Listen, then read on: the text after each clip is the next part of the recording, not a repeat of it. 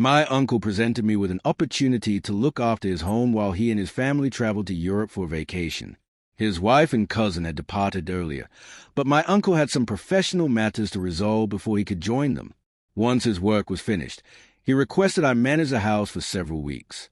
He was aware of my desire to try living independently, so he offered me the experience. He stipulated, however, that I was not to invite friends or linger in the yard. I couldn't grasp the reasoning, but I guess it related to the severe snow outside, which could be hazardous. After providing instructions on household care, he left, ensuring the refrigerator was well stocked with food. Initially, things were peaceful, and I relished the solitude. But deep in the night, a sound disturbed my sleep. I woke up surprised, though not frightened, and scanned my surroundings. In my uncle's room, there was only blackness, broken by the faint glow of the moon. When I peeked through the window, I was stunned to see a severe blizzard raging. Bewildered, I turned, only to hear the identical sound again, this time originating from the front entrance downstairs. That's when my pulse immediately quickened. I thought perhaps the wind had hurled something against the door, but I couldn't be certain. I descended the stairs with caution, switching on every light as I went. I checked the peephole but saw only emptiness. I opened the door crack, careful to block the wind and snow. To my absolute terror, a line of footprints led directly to the entryway. I slammed the door shut instantly and secured the lock, my breathing heavy. Who would be out in this storm? I whispered to myself, plotting my next action. I rushed to the rear door and peered into the yard through the glass. The dampness and falling snow severely limited my visibility to just a few feet.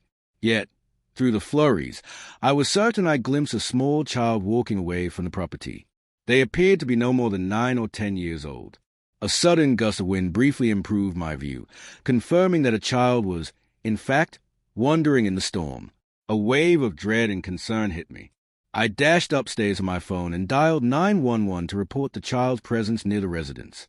I remained at the back window, straining to see into the snowy gloom, hoping for another sighting, but the child had vanished. When the officers arrived, I explained the circumstances in detail while standing in the kitchen. Our discussion was cut short by a quiet knock at the front entrance. One officer told me to remain where I was while both of them went to investigate.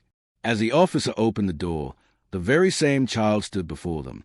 The officer, clearly worried, brought the boy inside. He was wearing only a thin sweatshirt, completely inadequate for the frigid conditions. The second officer quickly scanned the exterior before coming back inside.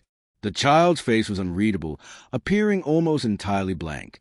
The officer peppered the boy with questions about his parents, what he was doing, but the child barely responded.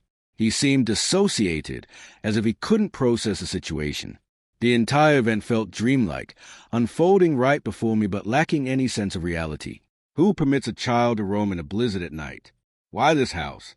Why was he so alone and emotionless? Weeks went by without any resolution.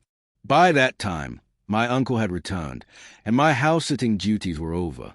The few words the child provided to investigators offered no clues about the home or his plight.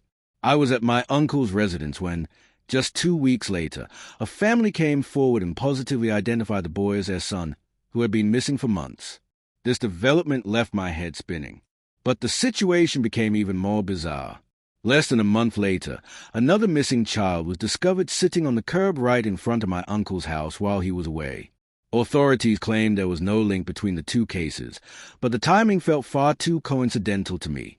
It forced me to reconsider everything. Why the rule about no visitors? Why was the yard off limits? Was my uncle involved in something sinister I didn't know about? And why did he depart days after his wife and cousin? Was it possible he was hiding people somewhere? I might be escalating the situation in my mind. Then again, the police did inspect the house after the first boy was located, and my uncle was fully cooperative.